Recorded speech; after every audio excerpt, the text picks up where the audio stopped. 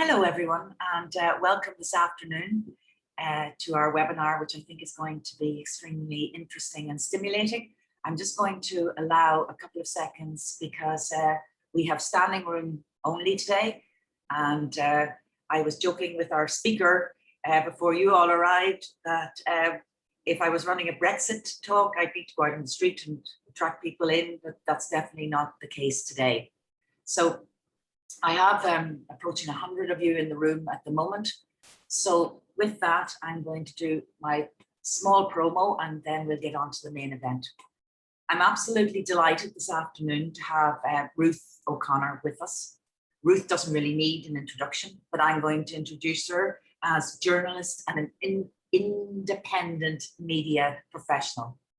So I think it's very important for us today to remember that she works as an independent and she's not a reflection of the editorial policy of any of the publications that her work appears in. So off we go. Anybody who has any questions, please do put them in the Q&A and we will get to them afterwards.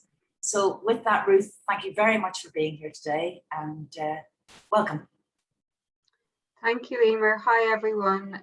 Thanks for joining us this afternoon. I hope that you will get some useful information from my own particular standpoint when it comes to what I require in order to feature brands or individual designers in my work. And if you are not familiar with me, I've been working for almost 15 years as a writer and journalist across multiple different publications, from Irish Country magazine to the Examiner, where I have a weekly lifestyle column, to the Business Post, to more business orientated publications like The Currency and the Irish Times Business Supplement and so on.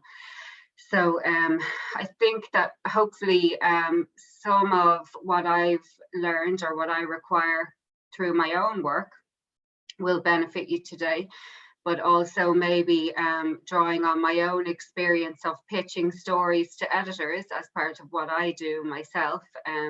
I hope that maybe I might be able to give you a few tips from my own work. So if you'd like to follow me and you don't already, the best place to do that is on Instagram, Ruth O'Connor says. So I just thought it might be interesting to run through a few examples of my own work from various publications in order for you to think about maybe the types of features that you or your brand could feature in. Sometimes I find with brands, particularly maybe emerging businesses or brands, that people really want, are aiming for that idea of like a double page spread, for example, in a magazine or a newspaper supplement. But unless you have a very, very strong photo shoot or a really extraordinary story, that can be quite difficult to attain. And of course, we know that photo shoots can be quite expensive, sometimes prohibitively so. So, I think it's worth considering the various different types of articles that your work can appear in across the print media landscape in particular, but a lot of what I'm going to say today also applies to online media as well. So it doesn't always have to be a cover story or a double page spread that you're aiming for. There are lots of other types of features that your product can fit into.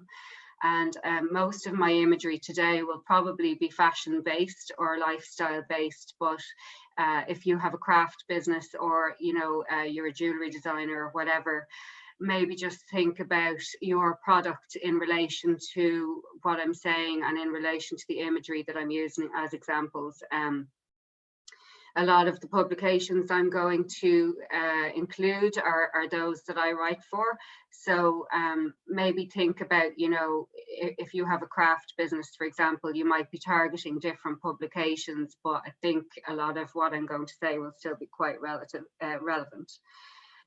I suppose the first thing I'd say to you is when you're approaching a journalist, you need to think about maybe how these images and this content appears on the page, and to consider the wider ecosystem, I suppose, that journalists and editors can tap into. And I'll be focusing a bit on the importance of imagery today. And, you know, I think it's important for people to realize that there are a lot of different sources for imagery and information that journalists can tap into, from, you know, image banks like Getty or Fashion GPS to PR Shots, Press Loft, all these various platforms that journalists and editors have access to.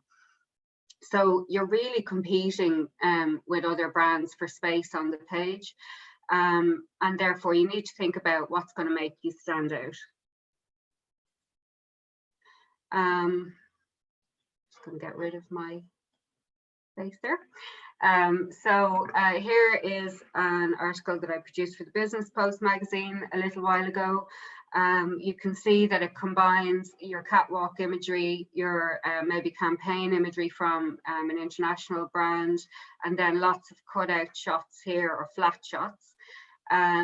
Here I've mixed some Irish brands alongside some from international catwalks and so on. And this is quite common. You'll notice this in magazines across the board, whereby there's a mixture of different image types. So it would be rare that you'd see all of these type of images here with just, you know, cut out shots, because you need the other shots to balance the page. So it's worth considering both of those types of images, as well as the fact that you're competing with these international brands for space.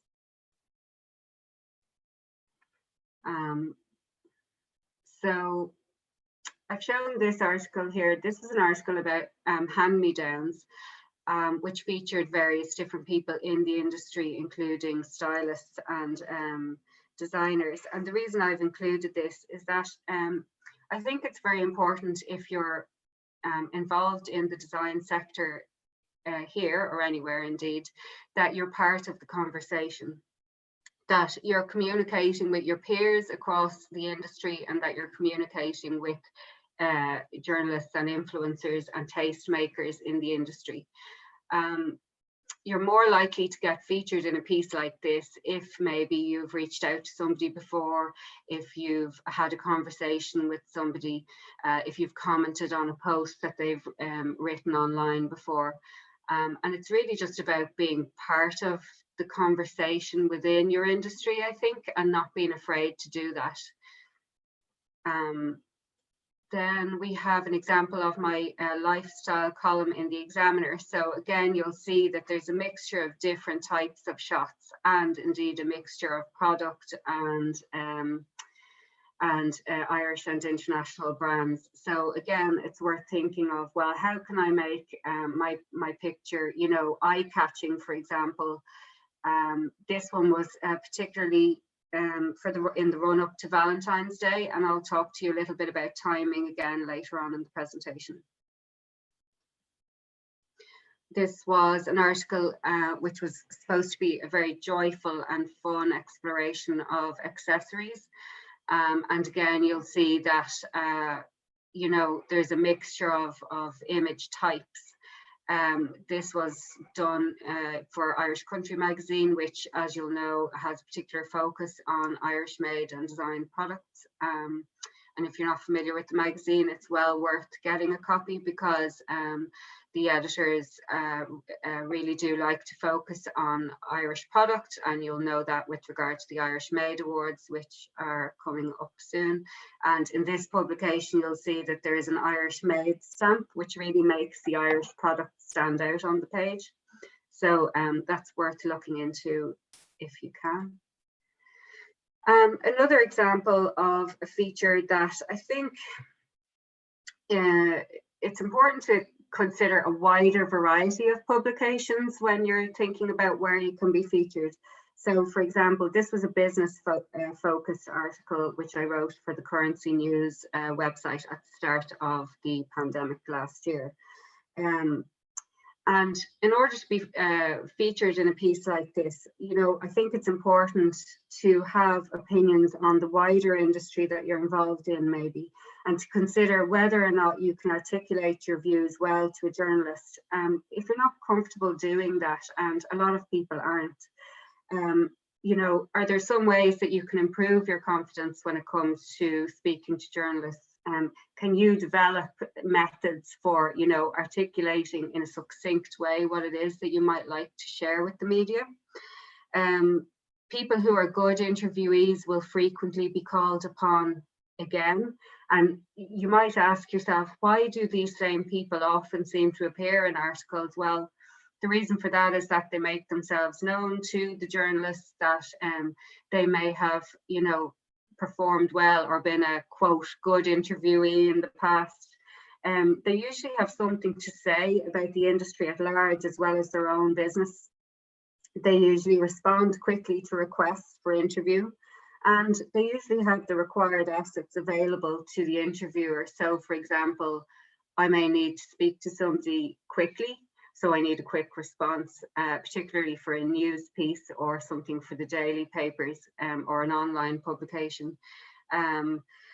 You'll also need to provide the journalist with, for example, a portrait shot, which I'll talk more about later, and maybe some product shots as well to accompany the piece. So it's really about having everything ready to go and being confident, you know, if the opportunity arises.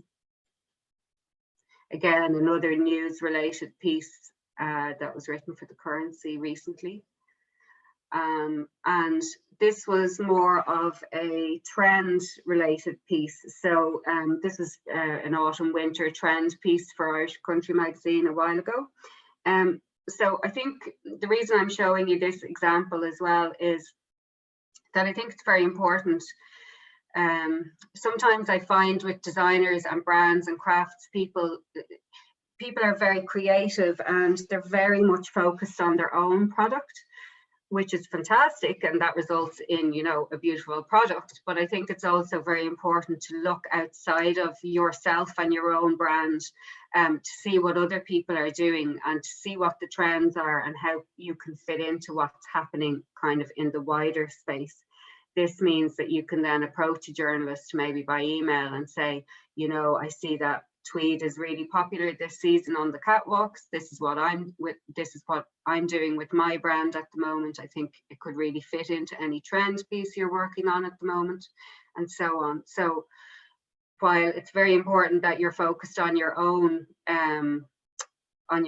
brand and business, I think it's important to look at that within the context of what's happening in a wider space, and in the basis of trends as well. This ties in with timing as well, which is very important, and I'll talk about that in another little while. I'm just looking at my notes here. So this was a recent piece for the Sunday Independent weekend magazine, and it featured Rudy Maguire, who's a Northern Irish designer. And as you can see, Rudy, you know, really produced an excellent photo shoot as well as standout piece like this, which, you know, is going to instantly appeal to journalists and editors, because, you know, we automatically know that that's going to look great on the page. He also had a great story to back up the photo shoot about how the pandemic has maybe changed how he thinks about designing and how he thinks about producing his collection. So again, it's a timely piece, but all the assets were ready to go, making for a great feature in a Sunday magazine. Again, another trend piece. So just to show you the variety of images and why imagery is so important when it comes to getting featured in the print media. This is a recent piece for Irish Country magazine again, and the reason I'm showing it to you is that I think it's important, if you are investing in imagery, to think about diversity in terms of age, gender, disability, race, and so on. Is this something that you need to consider more closely when you're doing your photo shoot or planning a photo shoot? And I know in the past for certain publications, I have decided to not include certain images because I felt that the models were too young looking, that they maybe didn't suit the clothes that they were modeling, that they didn't suit the publication I was writing for. And I think that can happen quite often with models, and it's something that you might want to consider thinking about. Increasingly, readers are demanding greater diversity and requesting greater diversity from publications, and it's something that I think editors are really focusing on at the moment. So it's something that I'd recommend maybe you consider when you're planning your next photo shoot. Just another example of the variety of images there and of being timely with your contacting journalists. This was an anti-trend report that I did last year during the pandemic when we were all locked indoors, and you know, it was really looking at the shifting landscape in terms of fashion as a result of the pandemic. And again, there was lots of Irish brands featured in this piece and lots of sustainable brands featured as well. And you know, it was a great opportunity for me to feature local brands, which is something that I felt people really wanted last year during the height of lockdown, and something that I hope will continue. I think that we can continue to build on that momentum, and that maybe, you know, as small individual brands and designers, you're well placed to capitalize on that momentum now as well. So, sorry, I'm reading my notes off a different screen. I might actually turn off my video so that you can just concentrate on, I'm not sure if you can see me, but I'm going to stop my video. So you have a brand or a product, but how do you present yourself to the media? How do you develop a presence, and how do you develop respect between your peers and members of the media and the public or potential customers? So I think that journalists and editors are in some way a kind of a conduit between you and your brand and your potential customers. So I think it's, you know, it can be a very useful relationship to build, and it can be a good way to reach your customers in a way that doesn't cost you money, essentially. So I think one of the learnings I've got as a freelancer myself, approaching editors over the years, is that if I approach people with an ill-formed pitch, the story is very unlikely to land. And I think that's one of my life lessons that I would share with you guys as well, in that it's really important to get your pitch right when you're approaching a journalist. So I think it's important, before you even reach out to a journalist or an editor, to think about, why do you want this media coverage? What are you trying to achieve here? Who are you trying to reach by reaching out to the journalist or to the publication? So, you know, in terms of why you want the media coverage, are you trying to announce a new product or a new range from your brand? Have you just won an award, for example? Are you a prize winner of some kind? You know, do you have an interesting backstory? Do you have an interesting business story? Is your product trending at the moment? I don't know, maybe, you know, very natural textures are in, or sustainability is really being covered a lot in the media. So, you know, do you have a product that's trending? Is that why you want to bring attention to it?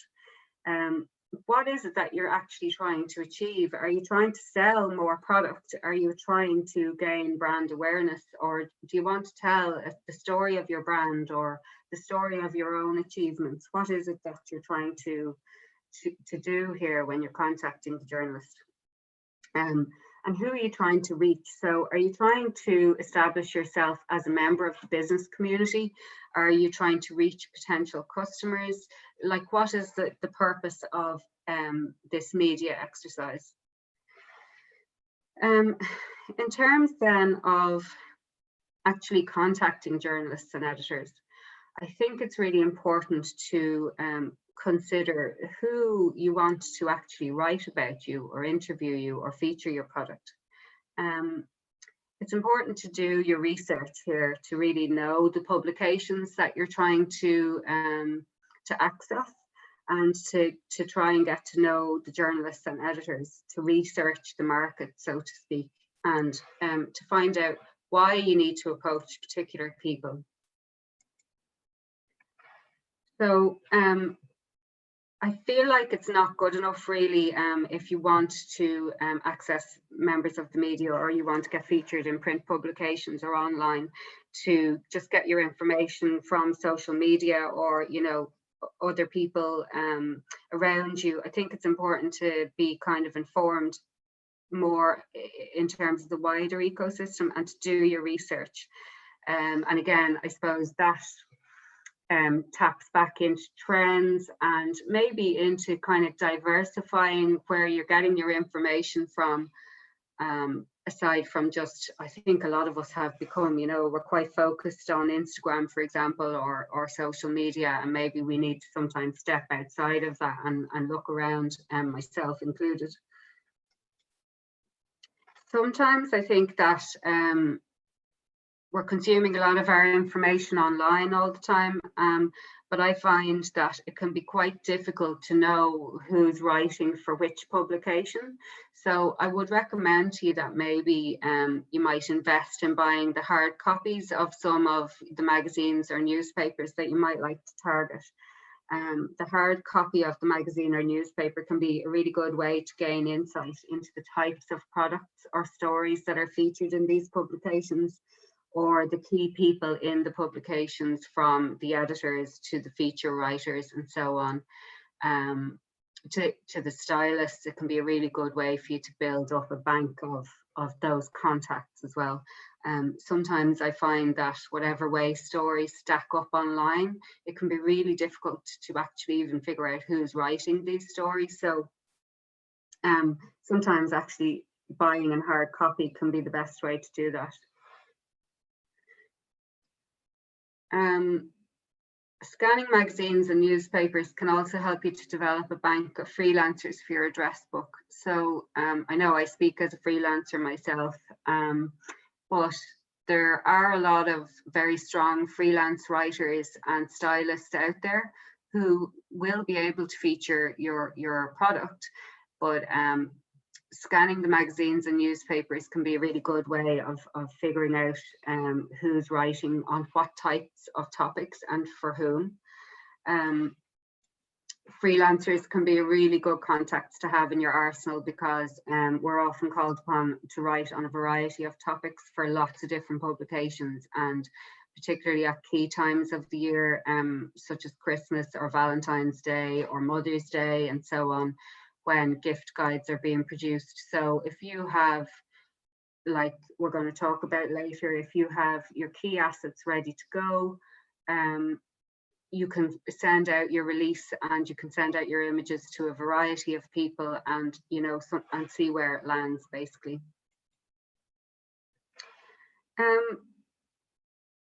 I'd like to speak about this aspect of your own story. I think sometimes people are very concerned with having product placement almost in a fashion editorial or a gift guide and so on. But I believe that everybody has a story to tell that's worth telling, particularly people who are creative and who run their own businesses, as I know many of you do. It's not always just about product placement in an article or online. So, for example, have you left a career in banking to become a fashion designer? Are you working in a very far-flung rural location, or are you working off-grid? Are you juggling parenthood with a design business? Do you have a very unusual personal story? Do you work with local materials supporting a local economy? Do you have a charity affiliation that people might, that might really resonate with people? Have you moved to Ireland to establish yourself here from abroad? I think sometimes it can be worth looking at your own personal story as well, and I have some examples here. So I'm not sure if Maureen is actually on this call, but here was a lovely interview that ran in the Examiner a little while ago. And Maureen's story is really extraordinary. She's overcome great challenges in her recent life. So she realized that she was suffering from a neurological condition, and she had to have brain surgery as a result of this. And then during the surgery, unfortunately, she suffered a stroke, and has spent some years in rehabilitation, teaching herself to read and write again, and really, you know, overcoming great personal challenges.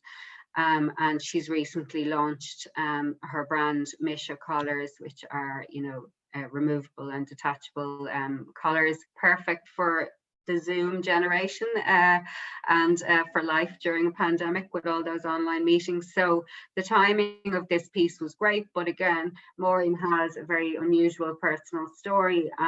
She also then had a great photo shoot to back up her story. So there you go, all the makings of a great feature straight away. Another really extraordinary story was artist and designer Emma Sheridan. Hi Emma, if you're on the call. So Emma again was caught in the crossfire of a shooting incident actually in London a few years ago, and suffered an injury and also post-traumatic stress as a result. So this was her first collection coming out of dealing with that trauma, and again she had her photo shoot done, but it was really the story of Emma's experience that was really, you know, engaging and made for a great article. And I think that was a 4-page spread, if I remember correctly at the time. Again, this is Sharon, who some of you may be familiar with from PT Lean. Again, Sharon has a story of overcoming postnatal depression after the birth of her first son, and her brother sadly passed away at the start of lockdown last year, but Sharon recently went on to obtain £100,000 on Dragon's Den UK. So, you know, this is a great story as well. But what I thought was interesting was that Sharon's PR representative, when she emailed me, she said, here's a list of why I think this is a great story for you. And it outlined Sharon's personal experience as well as, you know, her experience of building a brand and so on. And maybe I'll talk a little bit more about that later as a good example of how to approach a journalist when you're sending them an email. So you're competing with international brands for space on the page. How do you stand out? So I think a lot of it is about storytelling, and I think that's something that we're very good at as Irish people and that Irish designers are very good at, particularly I think smaller brands and business people who are very in touch with their product and often very in touch with the making process and the designing process. And, you know, I feel that many of you have an opportunity to tell that story well. I think consistency is very important when you're dealing with the media.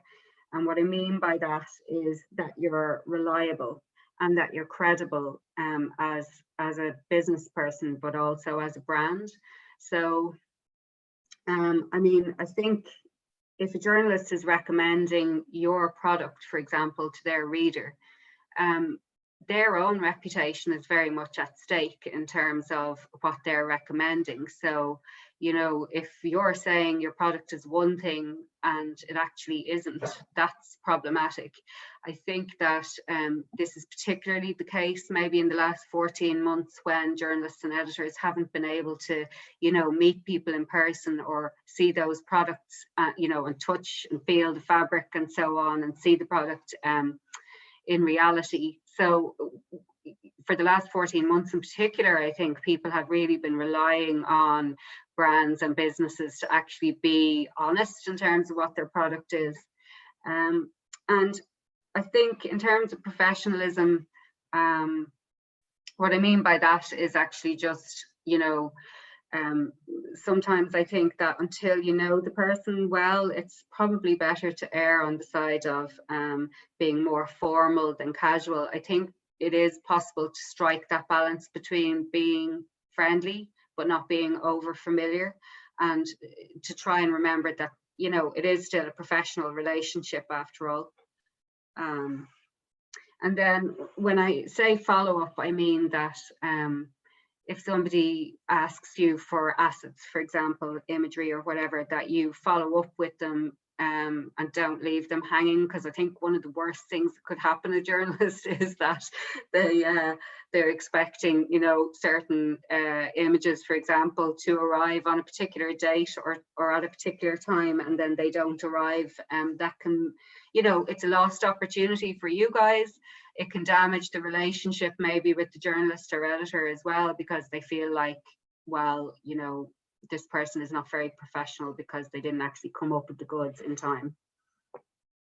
I think that increasingly with the public being very tech savvy, that anytime a brand is mentioned, the website or the social media handles of the brand will be mentioned in the article. So I think it is important to have a professional website, or should I say a professional looking website. I don't think now with the various different apps and kind of template, sorry, the word escapes me, but you know, template services that are available there. I think it is possible to develop even a simple and basic but professional looking website that somebody can refer their readers to. I think it gives you a presence online as well, but it's important in terms of that aspect of featuring a brand in an editorial. It doesn't have to be all bells and whistles, but it doesn't even have to be, you know, a shoppable website, but it just has to be something that's an online presence, essentially, that journalists can refer the reader to. Of course, social media has become so important, and you know, it's an accessible and affordable way to build your profile. It also allows the journalist or editor to refer the reader to your brand and hopefully to your product, which then they might like to buy, which is ultimately the goal here.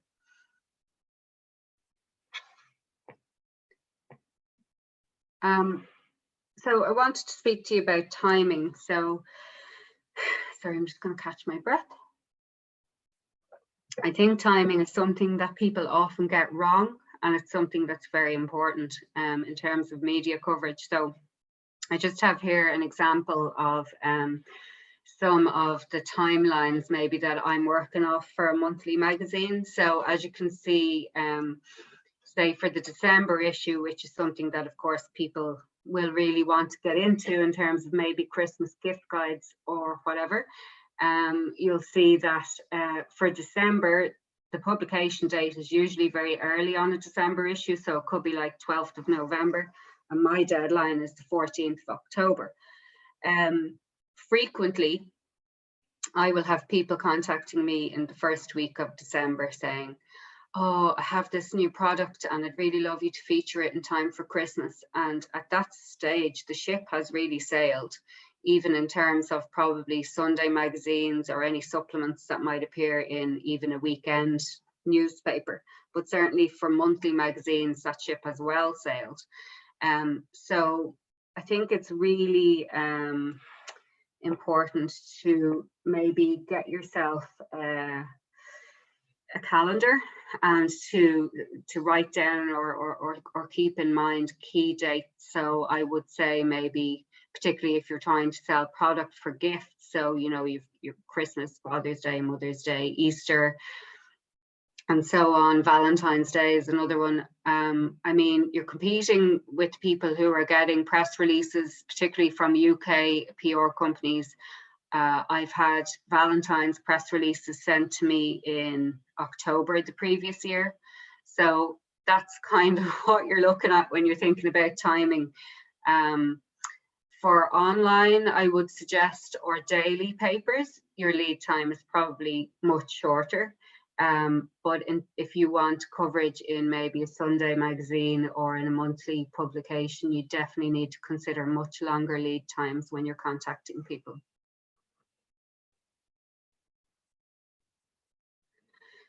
So in terms of your press pack, what do I think you're going to need here? Sorry, one sec. Just looking at my notes.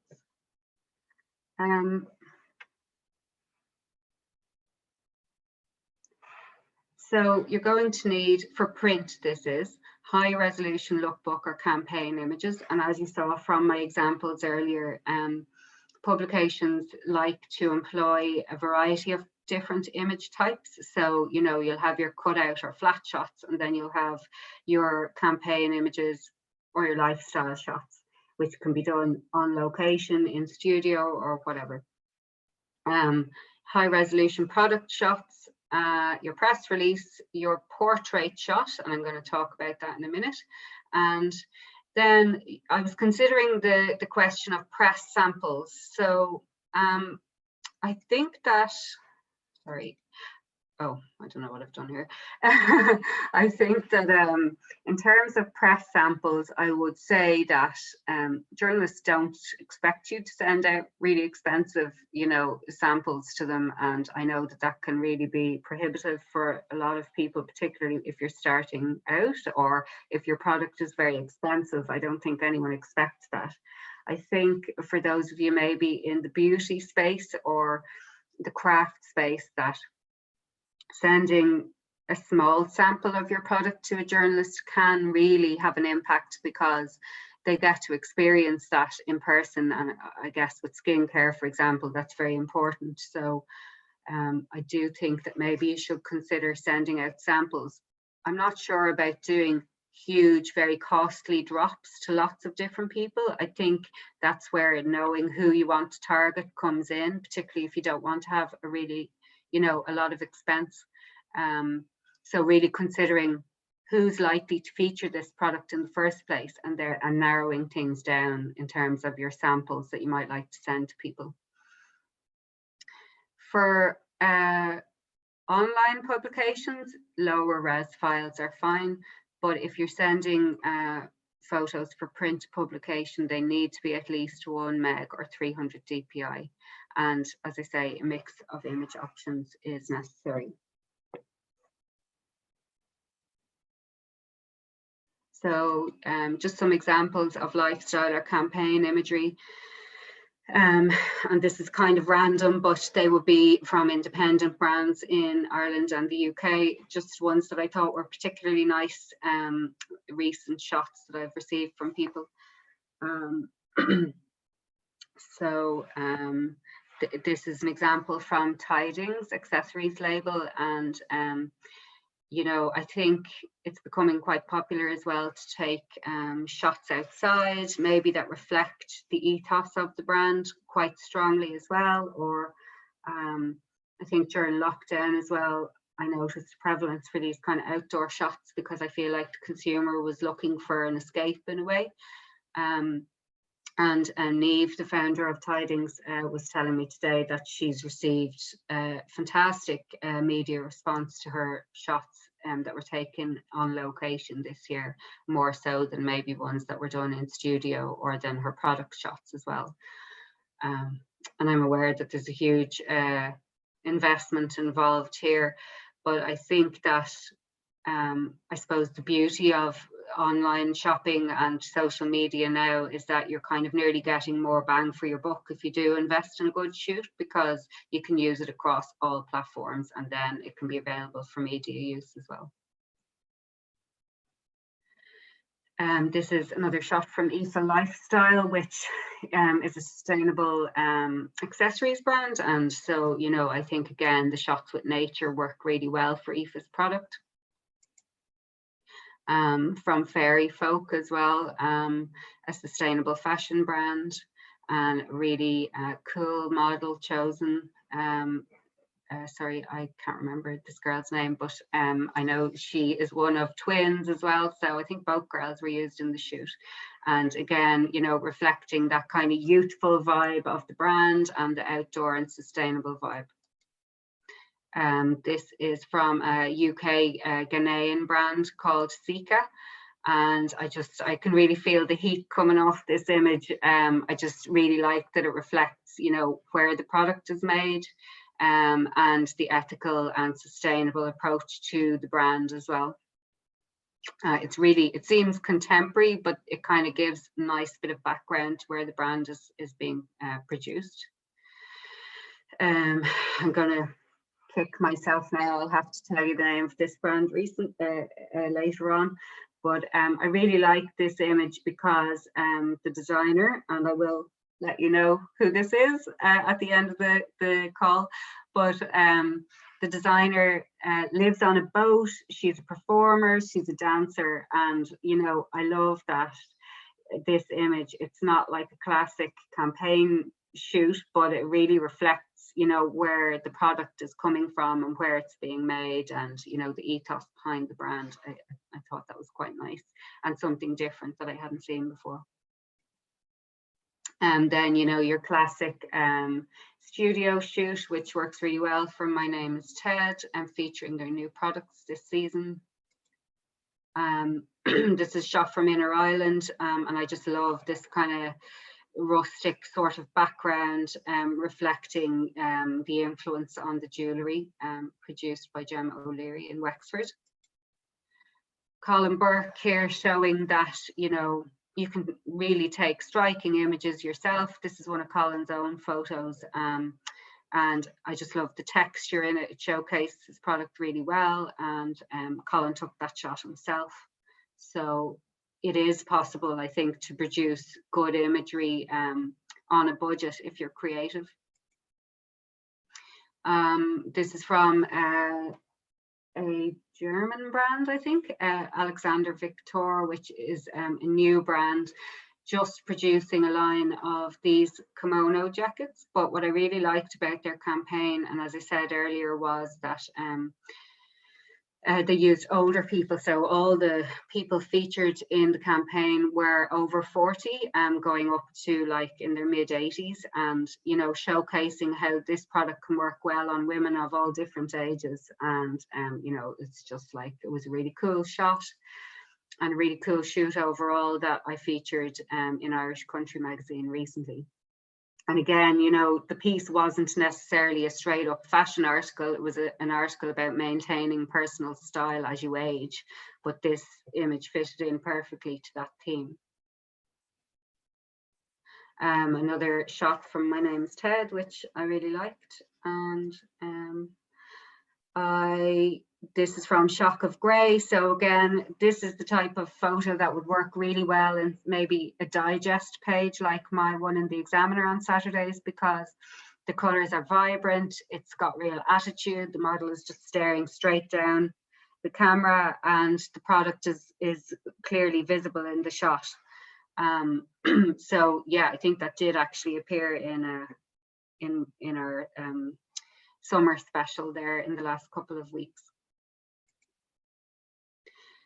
So in terms of portrait shots, I think portrait shots are quite important for designers to have, and I feel that they are something that people often maybe put on the long finger or don't consider investing in, but to me they're quite important. If I'm featuring a designer, particularly maybe in a business article, it's important that they have good portrait shots as well.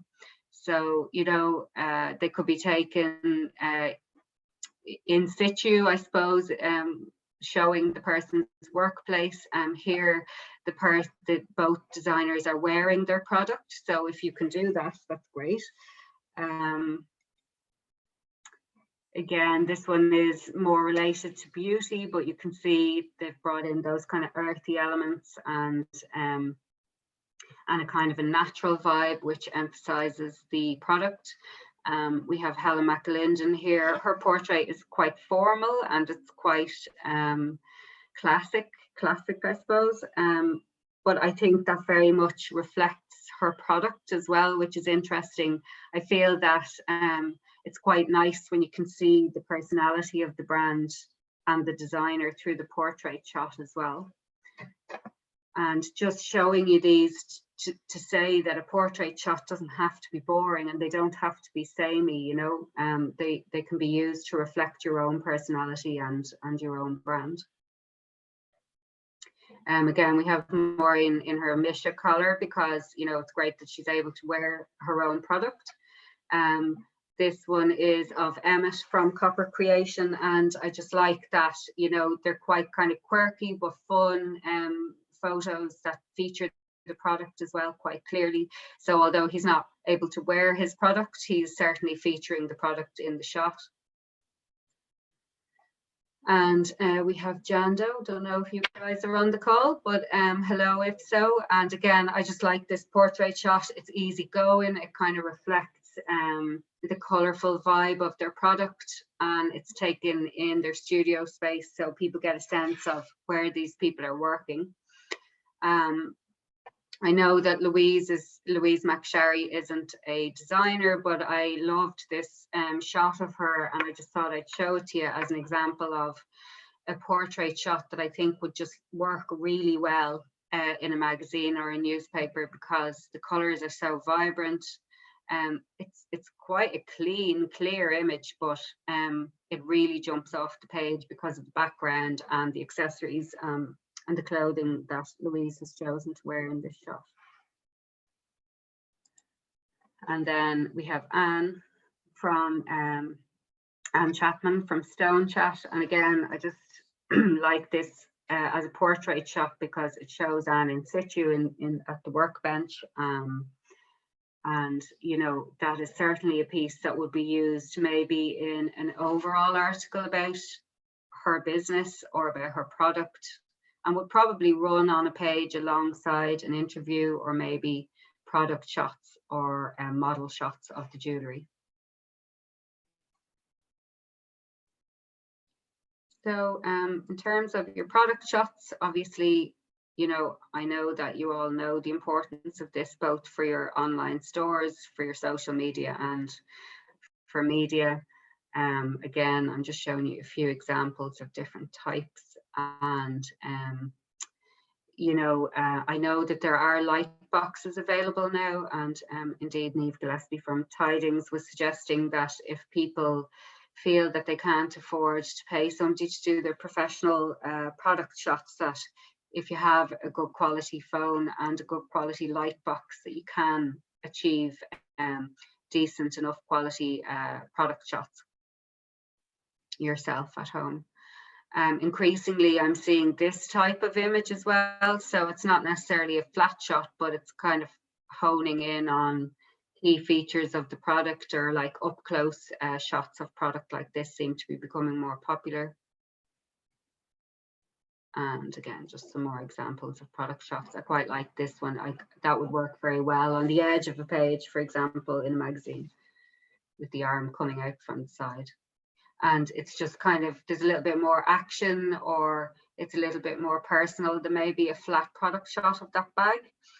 This also works quite well for me in terms of the fact that the bag is white or a pale color, because it can be often quite difficult to feature paler colored items or white items on a page. You know, it could be difficult to make them stand out. So a flat product shot of a white or a very pale item may not work so well. And this seems to solve that issue. And again, that's that same brand that we saw before, but in sending me the information, they've shown, the brand and the PR have shown me, okay, here's what the product looks like as a flat shot, and here's what it looks like on the body. So I can really get a sense of how that product looks and works as a functioning item of clothing, even though I may not have actually seen it in person.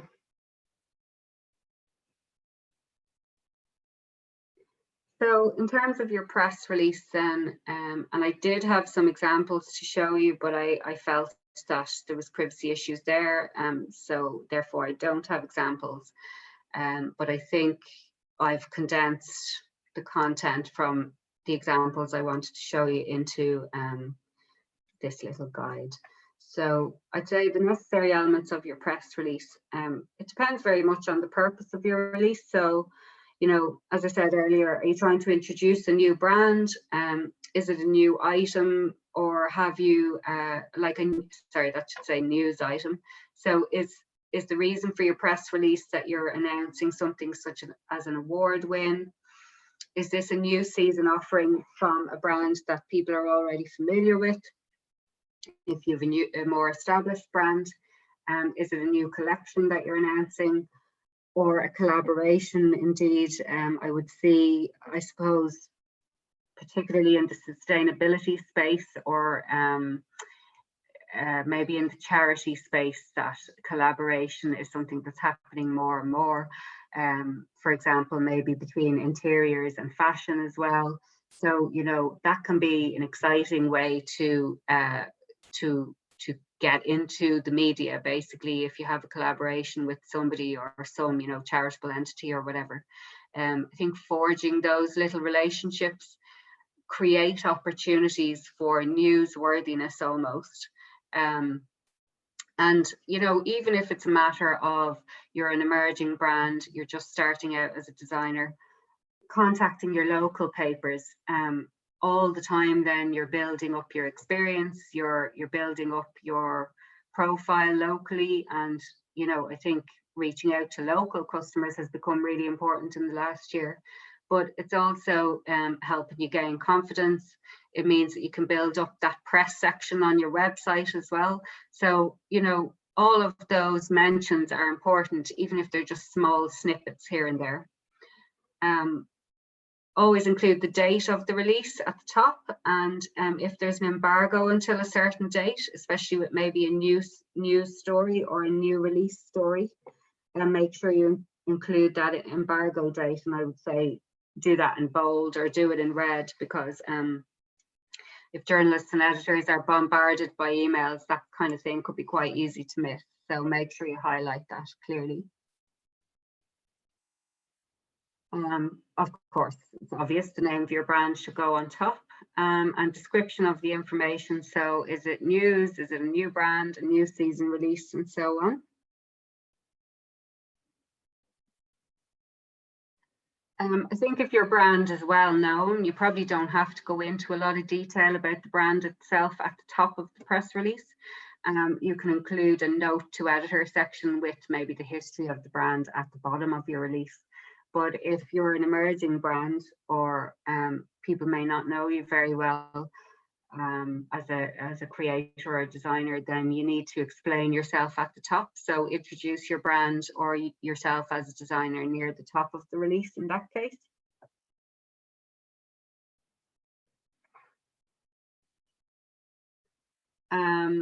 I think you need to make it clear whether or not you are talking about your brand or yourself as an individual, particularly if you're an emerging brand or designer. That needs to be outlined quite clearly to the journalists. So you need to separate whether or not it's the brand you're talking about or yourself as a designer in that case.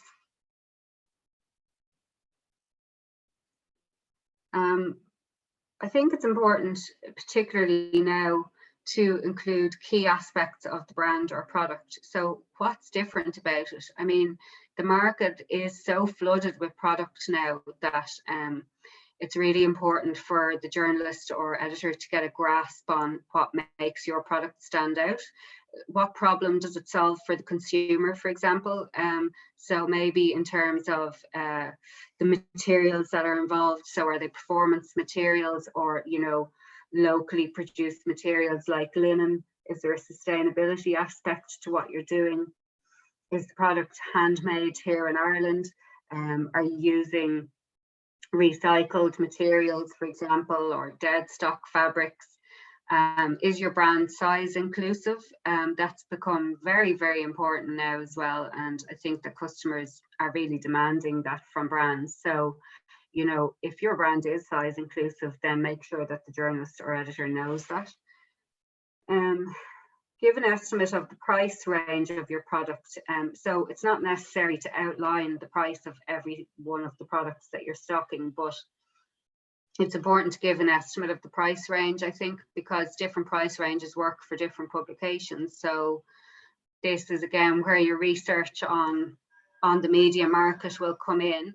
So for example, I don't know, maybe publications like the Business Post or the Gloss, for example, are going to be able to feature products with a slightly higher price point than, I don't know, maybe more youth orientated publications like Stellar, for example. So I think it's advisable just to let people know, you know, what the price range of your product is. Again, include all social media handles so that if the journalist is not familiar with your brand, you as a designer or your product, that they can quickly cross-reference you. And again, this is where your professional social media accounts and your website are so important. So, you know, I may receive an email from somebody saying, okay, I've set up this brand, this is my product. But if I then go to their social media account and it's very, I suppose, amateurish really, or if it's unclear where the boundary between the personal and the professional is on that social media account, that can be quite problematic, because I'm not going to refer my reader to somebody's to a social media account that looks like a personal account. And I said that before, I suppose, particularly with regard to maybe student designers or emerging designers, where you really need to separate that out, I think, from the very start, and, you know, start working on your professional profile and keep your personal private. So in terms of the images, so you've produced your images and you're comfortable that they're the right resolution for print or they're low resolution for online. Now you need to point the editor or journalist in the direction of where they can access this imagery. I would say that there can be issues with images in terms of bounce back. So you might get bounce back from different email addresses. Maybe the journalist doesn't have, you know, enough capability in their email to cope with multiple high-res files. I find, personally speaking, that Dropbox works quite well for me. So if you don't have Dropbox, it's something, you know, you can actually access it for free. You don't have to buy like the full professional version to use it. But I think it's a really useful tool to have, because WeTransfer has become very popular as a means of sending imagery to journalists. But I find that with WeTransfer, the files can be deleted after a certain period of time, which then means that, you know, if I haven't downloaded it first time around, I need to go back to you and request that you resend your images. Whereas with Dropbox, they're kind of there until you delete the file, so I can dip in and out of that if I need to at a later stage. So I would suggest that Dropbox is maybe better. Now, some editors will want you to send emails as attachments, so you know, that's fairly simple, but some people find it difficult. I think there could be problems there in terms of maybe the images being too high res. In general, I think for most publications, something around 1 or 2 megs is usually fine. So you don't need to be sending people files that are like 72 megs in resolution, unless specifically requested. And it can be quite useful to maybe send low res images in the body of your email, just to give people an idea of what types of images are available when they click into these links. If you are using WeTransfer, there is now a preview function available there for files up to a certain resolution, I think. And I find that very useful, because it means I don't have to download multiple high-res files to my computer. I can just select the one that I want and download that. And of course, include all your contact details, including your phone number and so on. So how are you going to share all this information? Years ago, people would have sent, you know, a little USB key and a hard copy of the press release in the post, and that sometimes does still happen, especially if people are sending out samples. But increasingly people are sharing the information digitally because, of course, it's so much quicker and more accessible. I think that what I find people do sometimes is that they send press releases as either PDFs or as image files within the body of an email. I would suggest that if you're doing that, maybe you might also opt to attach your press release as a Word doc at the end of your email, because if people are very time poor, they need to extract the information very quickly to deadline, for example, and it might be easier for them to literally take some of your content and edit it down to suit their needs. And if the information is embedded into an image, that can be quite difficult to do. So, you know, a lot of this is about making life easier for people. The quicker we can turn around the information, the better for you guys, essentially.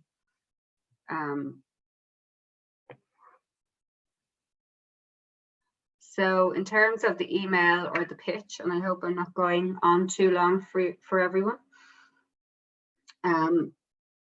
I'd say that there are certain people that I've known for 15 years in this industry who still email me in quite a formal fashion and still, you know, keep things quite professional and business related, I guess, in the correspondence. On the other hand, there are people I've never met before who are who have been very over familiar. I've been called Hon, Love, I don't know, all sorts of names. And I think, especially if I don't know the person, I would prefer if people are a little bit more formal rather than, you know, very over familiar. It just seems to kind of maintain that air of professionality as well. So, as I say, I think it's about conveying the most information in the most succinct way you can.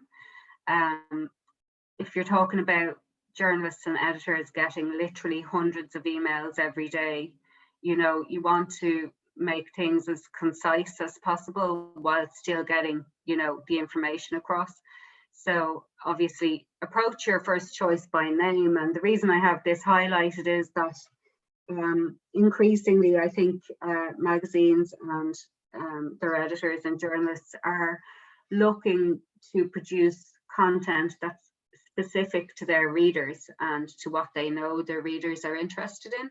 So if you're approaching a journalist by name rather than sending out mass emails to everyone in your contact book, it means that you've actually kind of done your research, you've thought about the publication and you've thought about how your product can fit in, or you've thought about what themes this person normally writes about and how they might be interested in your brand or product.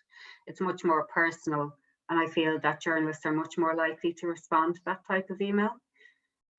Use an interesting subject line, so something that makes your editor want to read on.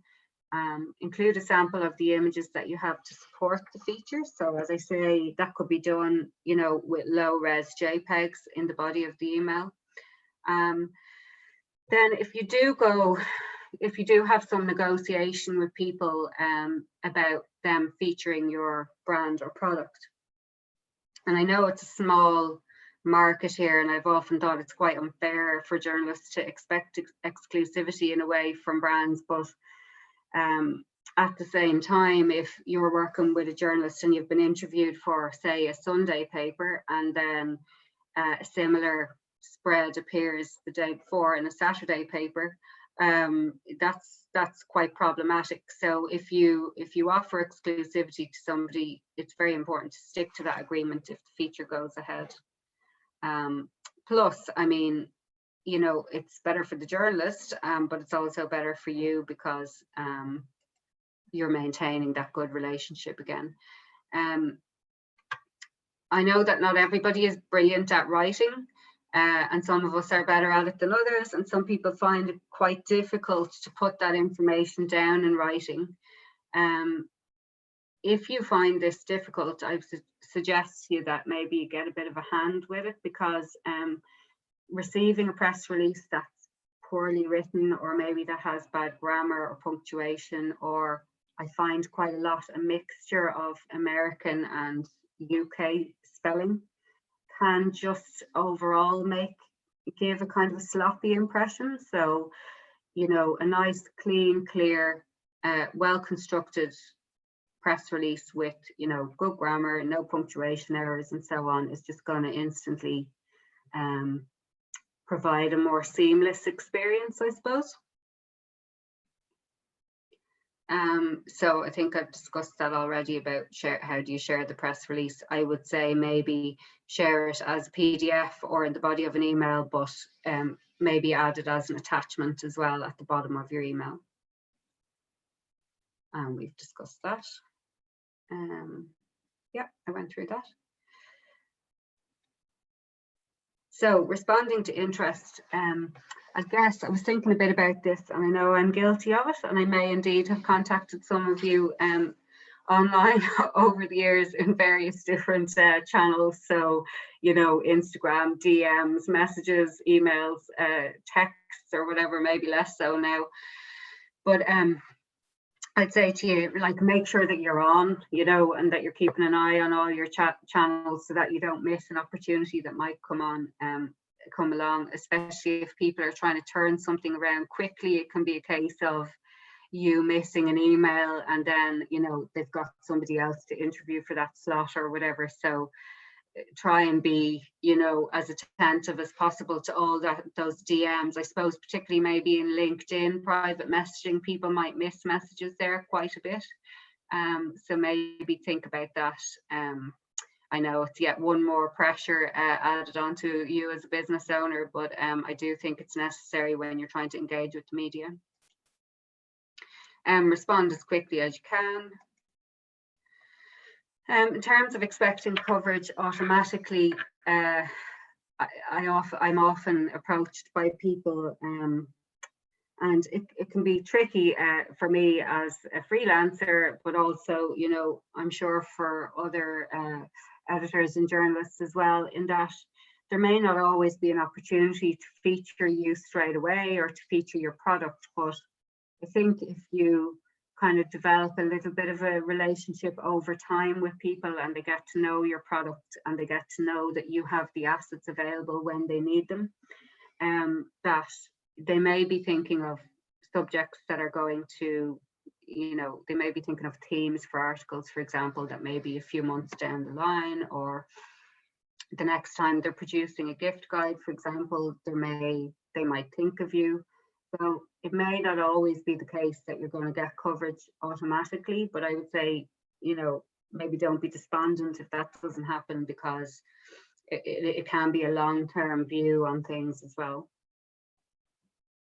If you do get some coverage, I think it is nice to just drop a little email or something to say thank you. Again, I just think that's kind of the professional approach.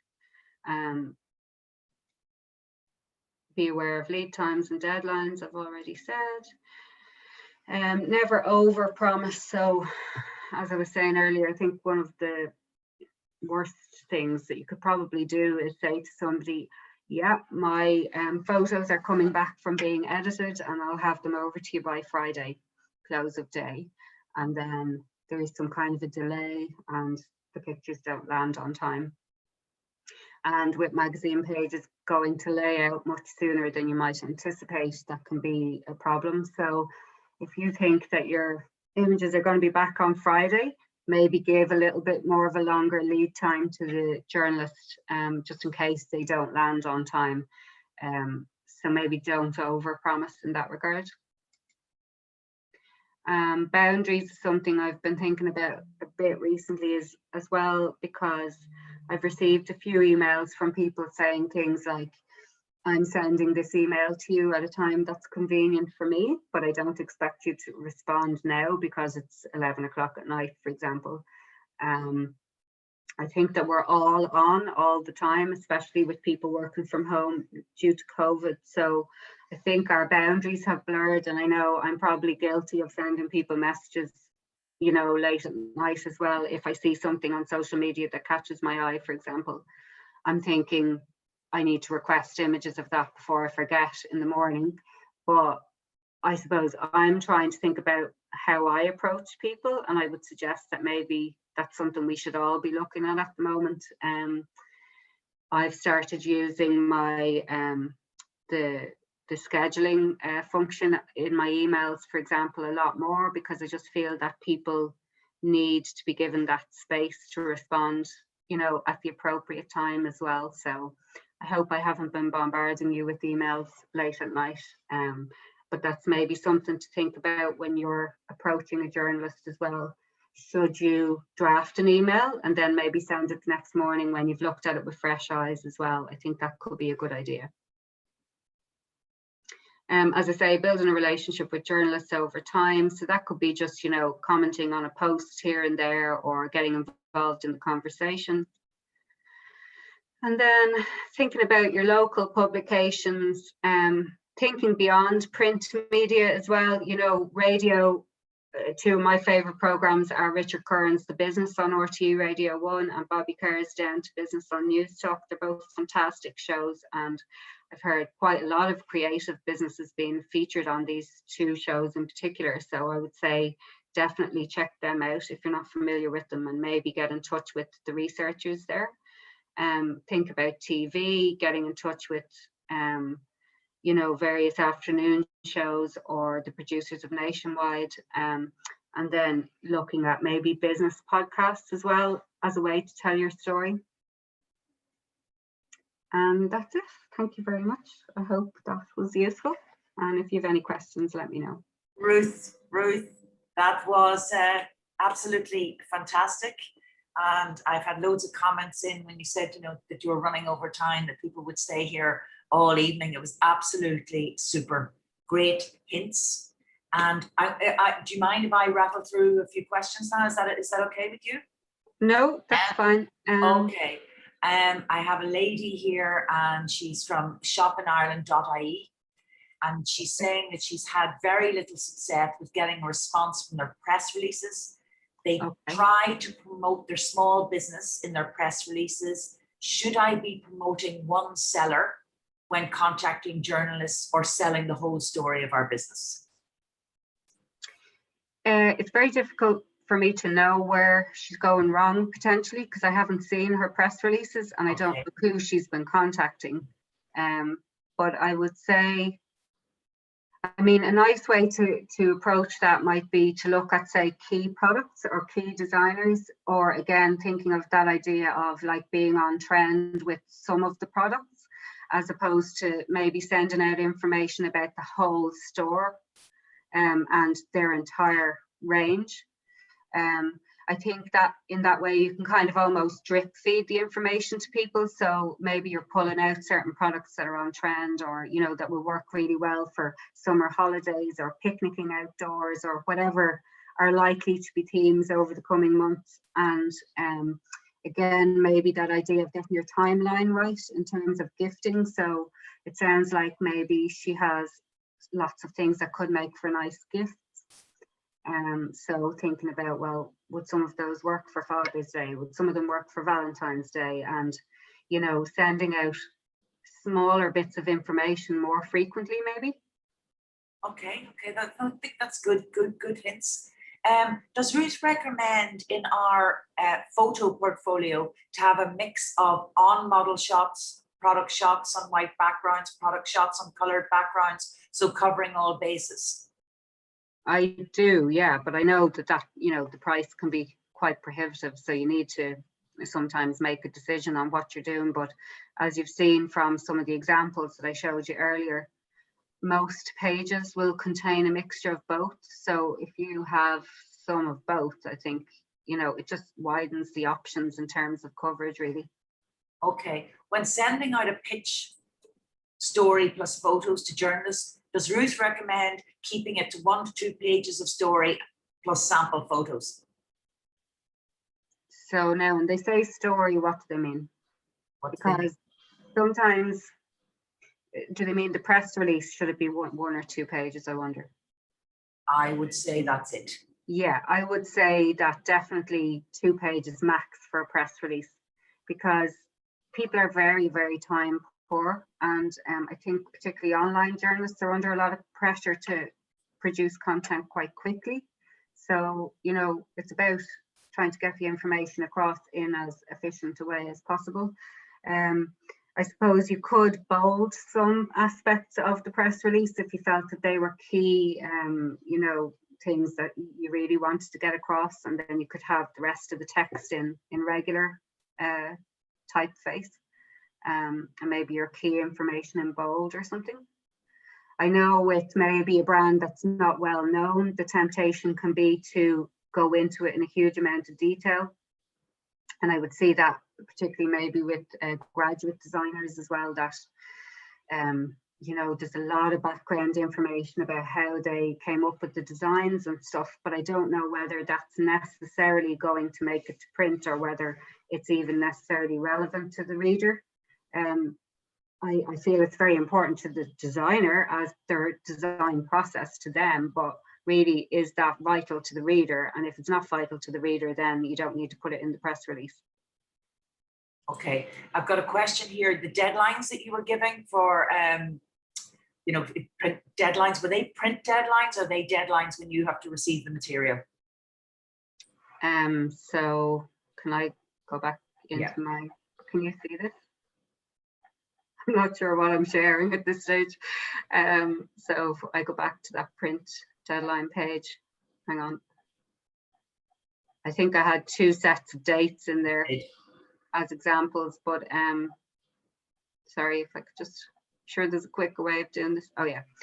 So there we had December publication date 12th, deadline 14th. So that's my deadline to have the whole feature compiled and completed and sent across to my editor. So that means that if you want to appear on the in the December issue, you'd want to be sending me information probably by the start of October at the very latest. Okay, that's very clear, right? So it's about really being, now this is just for like a monthly publication, but obviously Sunday magazines or Saturday magazines or dailies would, you know, have different lead times, but I'd say, I don't know, I think like weekend magazines are probably working a month or 6 weeks at least beforehand as well, maybe. Okay, here's a really interesting one. If you're contacting journalists by email, would you initially attach a couple of low-res images with a promise of providing high ones, or would you go straight for the top end, you know, high-res straight off the bat? Yeah, so as I was saying, sometimes there can be issues with the landing of an email. So you might get bounce back if you send too many high-res images as an attachment. So what I would suggest is maybe attaching some low-res ones, but making it quite clear in the email that either there are high-res ones available, or that, you know, including a Dropbox link or something. Now, if it's the case that you have like a fabulous new season photo shoot done, and you're looking for quite wide coverage or, you know, extensive coverage in one publication, I would say it's probably a good idea to maybe approach a couple of individual editors or journalists first and say, look, I've just done this shoot, I have these images, I'd like you to look at them, and maybe don't send it out to too many people first. But if you're talking about like a product drop or whatever, or a new product, well, yeah, I'd say send your high-res files in a link, either like through Google Drive or Dropbox or WeTransfer or something, and maybe add your low-res JPEGs in the body of the email. Okay. How does one get the contact details of various journalists? So that's what I was saying. I think it's really about kind of surveying the media market. And sorry, there's a guy, let me tell you now, this might be quite handy for people. Let me see. I just want to go into my emails. There is a chap on LinkedIn that you can follow who does a really good media update. I think it's once a month. Sorry, bear with me. Well, this is really great. I think everybody's happy to take it out for a while. Hang on a sec, I'm just trying to find this guy's name because it's really good. It tells you basically like who's moving jobs, so you can really keep track on, Great, you know, great. new appointments. Out of sheer personal interest, I'd like to know, so we'll hang out, find out. Listen, I might have to let you send this out to somebody later because I can't find it right now. Oh wait, no, sorry. Yeah, there's a man called Pierce Kelly. He's with Edelman, and if you follow Pierce on LinkedIn, he does like regular media updates, which can be quite interesting in terms of looking at who's moving around in the media landscape. So I'd recommend maybe following him. But as I say, I think the hard copy publications, hard copy versions of publications is a good way to discover who's in editorial roles or whatever, you know. Okay, I have a quick question here. In the talk, the focus is on local magazines. Is there a value in targeting specialized magazines here or other countries, but read here? So they're from other countries, but they're read here. Is the approach the same? I would say so. I don't know a huge lot about international publications in terms of how many Irish brands get covered there. But I would think that there are publications that have Irish interest, particularly maybe American publications. So it could be well worth reaching out to journalists who work for particularly US publications in regards to coverage, because they do often feature Irish products as well. We're getting a huge number of thank yous. Very comprehensive, great detail. Thank you very much. Great insights. Okay. Is there anywhere to find publications deadline? In a summary, so we don't have to do any work. Or is 2 months a good good guideline? I don't know. I suppose maybe you could contact individual editors and say, look, I'd love my product. I'd love you to consider my product for your December issue. When is the latest that you'd need my images, or something like that. I feel like if editors have time to get back to you, that they will. And here people do really want to support Irish brands as well, particularly at the moment. But I don't know of any database necessarily that can tell you, the deadlines for different publications. Okay. I'm afraid I won't help you there. Yeah, I don't know. This is just me shooting, informedly in the dark, that I think it's probably better that one makes your own informed decision than asking them for that. I would, if I were an editor, that asked that question might be a bit irritating. I'd say, err on the side of caution and probably try to look at it with as long a lead time as possible when you're contacting people. Okay. Thank you so much, Ruth. Invaluable information. May I have the radio, business radio programs you recommended again? Yeah. It was News Talk, wasn't it? It was one of them. It was the Bobby Kerr one on News Talk, and Richard Curran's The Business on RTE. It's on a Sunday morning, I think, or a Saturday morning. It's a great show, actually. It's an excellent show. So we're getting more and more thanks in. That's great. Thanks for the insights. Thanks for getting Ruth in, Emer, and Ruth more. Thank you very much for coming. Okay. Any more questions? They've got the guy. They've got the LinkedIn guy. We can send that on later as well. In terms of offering exclusivity, would this apply only to interviews and features, or also to gift guides, lists, etc.?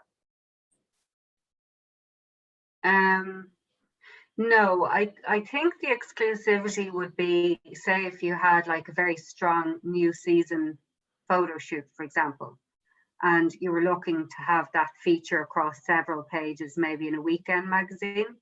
So I think it would be important to not promise that to two different editors, for example, because,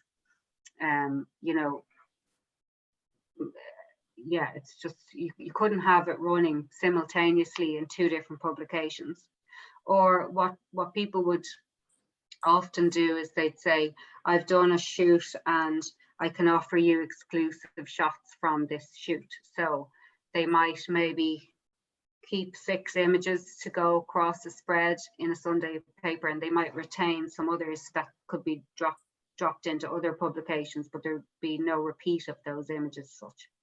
I think this only applies to maybe the first appearance of a photo shoot. And after that, then you can send pictures to whoever you like. It's more like if you promised it to one publication and then somebody else was to run the same pictures the same day, for example, or the previous day, that I think would be an issue. Yes. Betsy, you've got it in one. It was Pierce Kelly was the man's name in LinkedIn, wasn't it? Yeah. Okay. Right. Without annoying a journalist, Ruth, and I'm hoping I'm not annoying you in this question, what's an acceptable approach when contacting a journalist apart from crumpled €50 notes? No, they didn't say that. That was me. Okay. But what's an acceptable way? Well, we know that you don't send emails 11:30 at night. And you don't call them hun or babe or. Well, I mean, so we kind of went through that. Do they mean in terms of email or? No, I think you did go through it. You know that it. Maybe they mean in terms of do you contact them on social media as well? I'm not sure. Yeah, I think it's just you know what's. Sorry, Emer.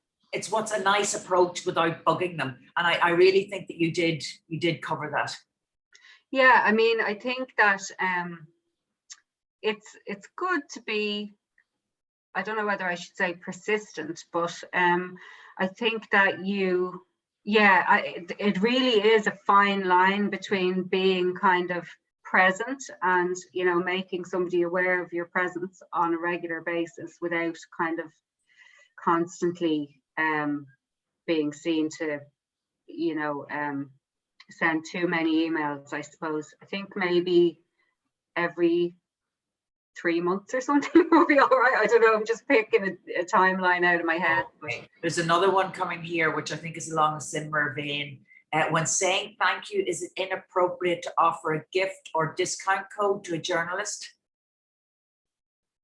I don't know the answer to that question. Some people might send a sample in advance so that the person can see the product. Some people might send a thank you gift afterwards, but not everybody. And I don't think that that's required. I think, you know, if somebody is polite and sends an email, that's lovely. If somebody sends a card, that's really nice. But I don't think people expect that necessarily, you know. That's well said. Okay. If your press release is on a website launch, is it a good idea to send out press release in advance of the site launching? Or would it put the journalist off when they get the press release that they can't actually access the website yet? Yeah, is the answer to that. I feel if you're sending me a press release about something I can't see, it's very hard for me to actually ascertain what that is, you know. I suppose you could maybe give them a preview or something if you wanted to let them have access to it. I don't know whether that's the answer there. Okay. Or whether it's about really getting your timing spot on so your press release is ready to go like the day you launch your website. Okay. I think it's hard to send a press release out to somebody if they can't actually see what it is you're talking about. Yes, I'd agree with you. Okay. We've got one here. Should the press release be written in the third party so that it can be directly lifted and pasted, i.e., you know, brand has a new collection launching this week?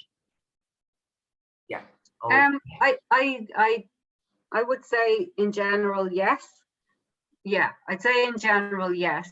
But the personal touch can also work quite well. I think the third person thing probably works quite well if you have a separate brand name to your designer name or creator name or whatever, your own name. But maybe writing in the first person if you have an eponymous brand, that's a good idea because it's more personal. Okay, here's another one. Should a business have a presence on Twitter, in your opinion? With a lot of question marks. I used Twitter a lot in the past, but I don't really use it very much now. I know that a lot of journalists are on Twitter and therefore, you know, it could be a good platform to be on. I do feel that in this space that people are probably largely using Instagram at the moment. Yeah, I don't know. I think it's important if you have Twitter that you're doing things that you're updating things regularly, or that you're using that function in Instagram where you're sharing the content direct to Twitter just to make life easier for yourself. But again, it's another platform that you have to monitor then. So do you have time to do that? Or do you have someone who's doing that for you? I think Twitter can be good in terms of getting exposure maybe as a business person, because a lot of the business journalists would use Twitter more, I'd say. Okay, right. The final question. Okay. Is it a good idea to send a second press release after a few weeks, pitching something slightly differently, i.e. we have first press release, bung bags made from sustainable material, and then the second one has travel in style this summer? Yeah, but like that ties in with the other question somebody asked about how frequently should you be emailing somebody. But I definitely think reframing your product depending on the time of year, or as you say, for a gift guide or something, is a good idea, especially if you have quite a limited product range. And it could be as simple as just like, you know, jogging somebody's memory, or if they forgot to download your images before, but they were interested in it. Yeah, so I mean, but it is, yeah, I suppose it is, you have to strike that balance between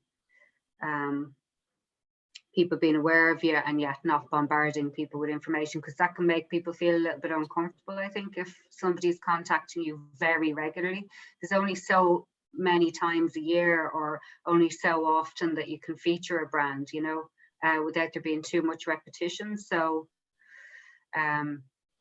if you've been featured already recently, I would say hold off for a little while maybe before contacting the person again. Okay, I've got a note here, very practical presentation. You've had a huge number of thank yous. Now I'm going to ask this last one, and then Okay. they're more than generous, so I'm going to let you go after this one. Great presentation. If you'd like a journalist to do more in-depth story on your brand, what's the best way of approaching them? Okay. Well, you need to think about, you know, first of all, what is the editorial value there? So, for example, is there a strong story there about like how your business pivoted during the pandemic, for example, or you know, is there a strong story there in terms of how you've made your business more sustainable, or how you're using local materials, or how you're incorporating, I don't know, say you're making baskets, but you're growing your own materials to create those baskets. That's a story. So what is this? You need to really hone in on what is the story, because if people interview you and there isn't a strong story there, it can be kind of a nothing story. So I would say contact the person by email, outline those key points for them and say, I've read your work, I follow you on social media, I'm aware that you are interested in issues such as X, Y, and Z. And therefore I feel that my business might be of interest to you in terms of an editorial story. I think that would be a nice way to approach it, because it means that you know that you've actively gone out and researched what it is that this person writes about, and you can see that your brand or business fits into that narrative. Okay, Ruth, that was all I can say was absolutely brilliant, very comprehensive. It's given me food for thought. We went way over time and we hung on to an awful lot of people. So you were definitely giving them great nuggets of advice, and they really are appreciative. I think the whole audience is very appreciative that you've been with us today. So I think I've wrung you out now, have I? Pardon? I've wrung you out and exhausted you. No, not at all, not at all. I'm delighted that you asked me, and I hope that people gleaned even some nuggets of useful information from what I said. So they have. It was terrific. So thank you everyone for being with us today. And Ruth, thank you so much. It was very generous of you. Bye-bye, everyone. Bye-bye. Thank you. Bye all.